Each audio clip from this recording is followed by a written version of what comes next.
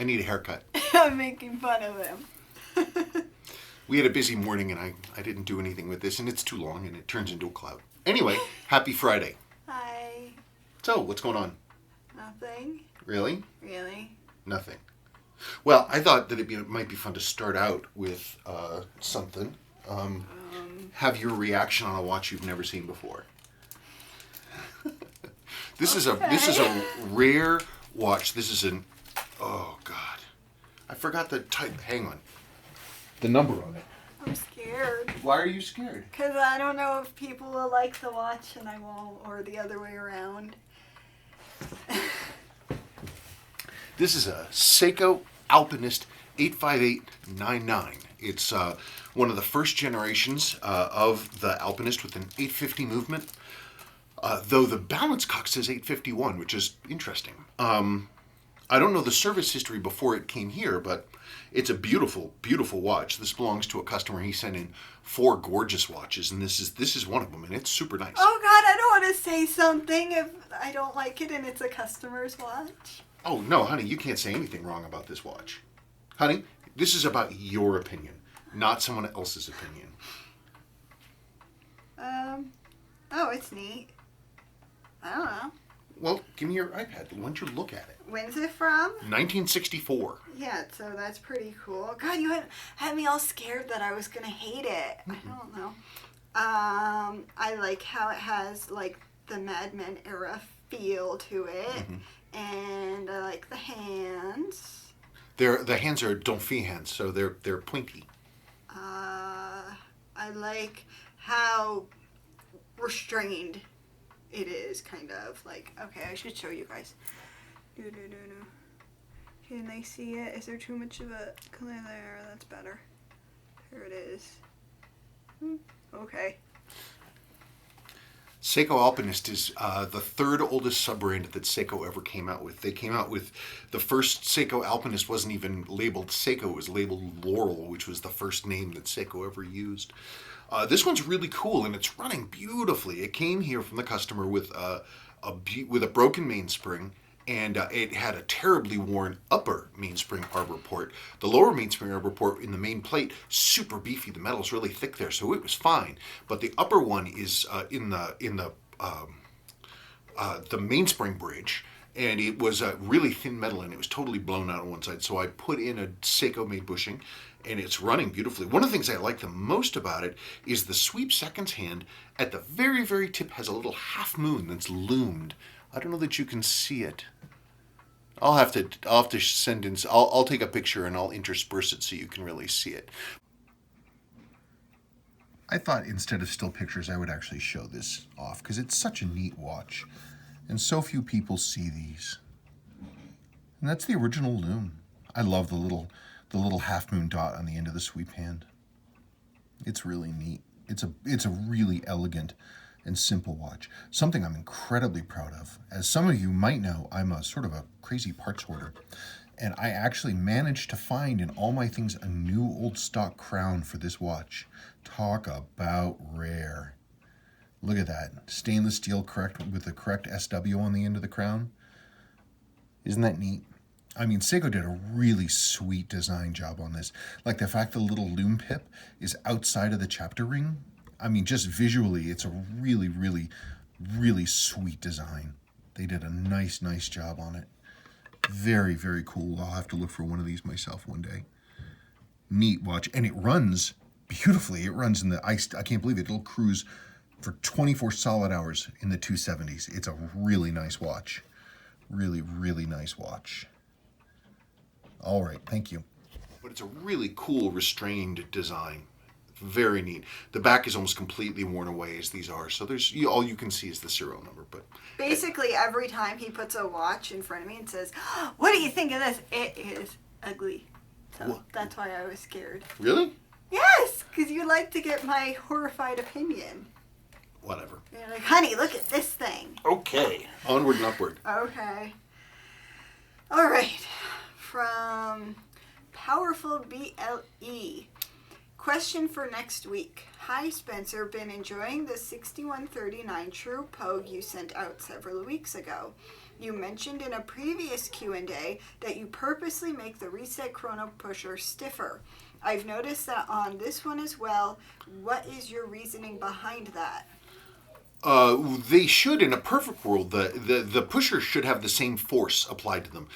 Click, click. They should feel the same. Sometimes I will make the resistance lighter. Sometimes I'll make the reset lighter. And the reason that I do that is because I want less force going into the reset. The reason that I want less force going into the reset is that it's gonna help protect the chronograph wheel, clutch. It's gonna help protect the pinion, the hands. The hand tube where it grips to the pinion, because if you really hit that thing hard, those can crack. You just want to be careful with it. And so Seiko had set it so that when you clicked it, when you reset it, it would go boop, and it would snap right to zero. So it wanted to store up some force, so it has some resistance in the click spring inside. So the click spring, you make it tougher, and then it takes more force to overcome it, which means the hand resets harder. I tend to try to take that spring and make it a little gripping a little more lightly, so that it doesn't necessarily take that much force, so that you're protecting the movement. So I don't know if you meant lighter or stiffer. So if you have a question about that, write me and let me know what you're saying. See if I didn't answer your question. From Go Aztecs, great video as usual. May I ask what you meant by running in the 260s, 270s? Thanks again. That's a measure of amplitude. Amplitude is how far back and forth the balance is turning. Higher numbers are better up to a certain point, but higher numbers are better. You want to have amplitude be in like the 250s, 260s for a Seiko. That's real typical. They tend to run a little lower. For a Swiss watch, they tend to run in like the 270s. So again, higher. You get 270s and 280s for a Swiss watch. If you get like a high beat, like something like a Swiss high beat like this moon watch, these things run in the 280s to the 300s depending. You just want to have higher numbers. You can have lower amplitude and have decent accuracy. It's just higher amplitude means it's more accurate, but it also means that the watch is in good condition. And so when I say, hey man, let's run in the 260s, 270s, that's good news. That means that it's not only doing what we want, but it's really doing it. What? Nothing. He keeps looking at me like that. Okay. About the, I don't know what it was called. That watch in the wooden box. Oh, the glycine. There you go. Glycine DC4. From Phila 3884.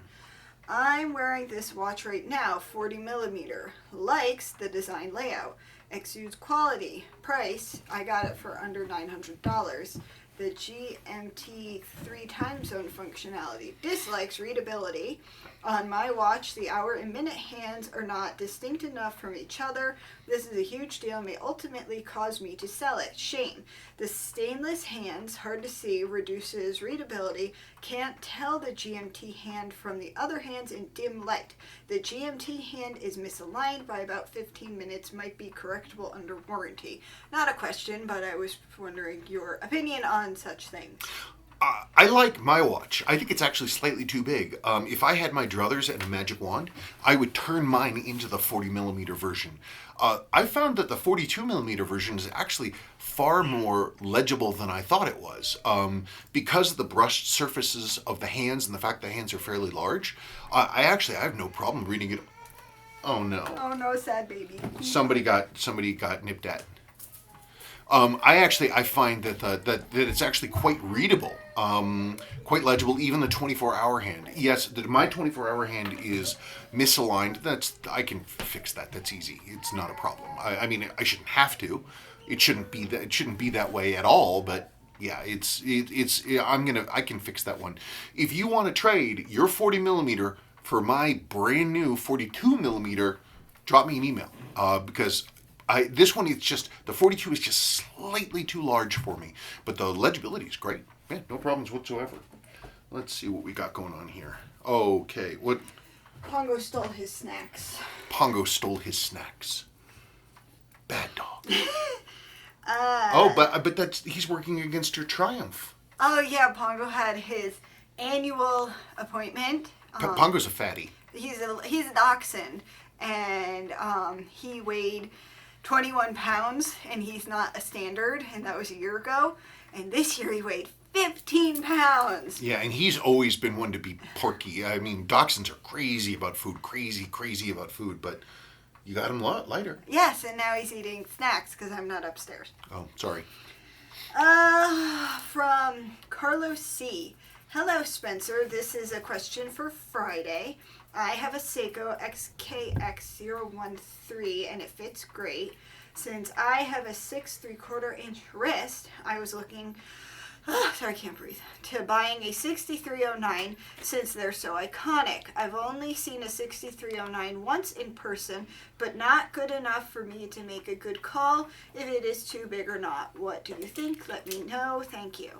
I don't have an XKX013 here. They're cool, though. I really like them. I think they're 39 millimeters. I'm guessing, but I have two watches. I have a 6306 here, which is the same as a 6309, and I have this little diddly, which is another mid-size Seiko, but it's got a crown at 3 instead of 340, whatever.